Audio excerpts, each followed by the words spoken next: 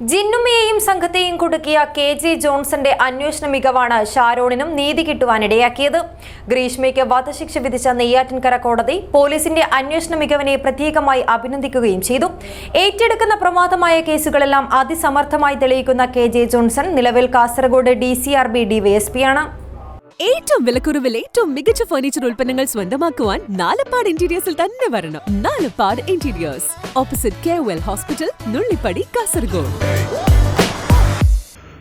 കേരളം കാത്തിരുന്ന ഷാരോൺ വധക്കേസിൽ ഗ്രീഷ്മയ്ക്ക് Neyyattinkara additional sessions കോടതി വധശിക്ഷ വിധിച്ചപ്പോൾ ചർച്ചയാകുന്നത് പോലീസിന്റെ അന്വേഷണ മികവാണ്.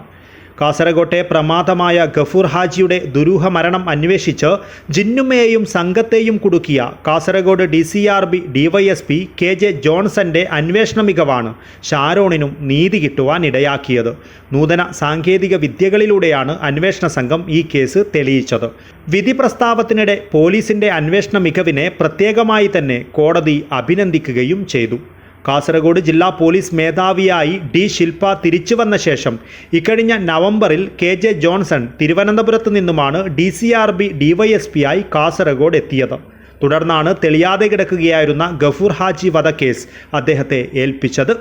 ഒക്ടോബർ 16-നാണ് ജോൺസൺ കാസർഗോഡ് എത്തിയത്. 2 ആഴ്ച കഴിഞ്ഞ് നവംബർ 1-നാണ് അന്വേഷണം കൈമാറിയത്. വെറും 1 മാസം കൊണ്ടാണ് പ്രതികളായ മന്ത്രവാദിനിയെയും സംഘത്തെയും അറസ്റ്റ് ചെയ്ത് ഇദ്ദേഹം ജയിലിലേക്ക് വിട്ടത്.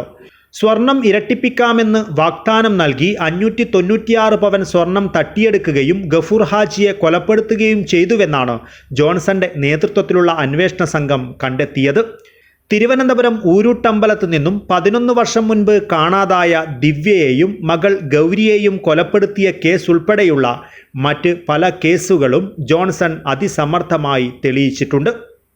ഈ കേസുകളിലെല്ലാം ശാസ്ത്രീയമായ അന്വേഷണത്തിലൂടെയും മൊഴികളിലെ പൊരുത്തക്കേടുകളിൽ പിടിച്ചു കയറിയുമാണ് ഇദ്ദേഹം തെളിയിച്ചത്.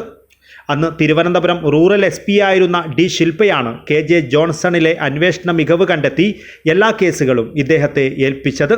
തെളിയാത്ത കേസുകൾ ഓരോന്നായി തെളിയിച്ചതോടെ കാസർഗോട്ടെ മറ്റ് ചില പ്രമാദമായ കേസുകളും കൂടി ജോൺസണെ ഏൽപ്പിക്കണമെന്ന ആവശ്യം ശക്തമായിട്ടുണ്ട്. News bureau, Kasaragod.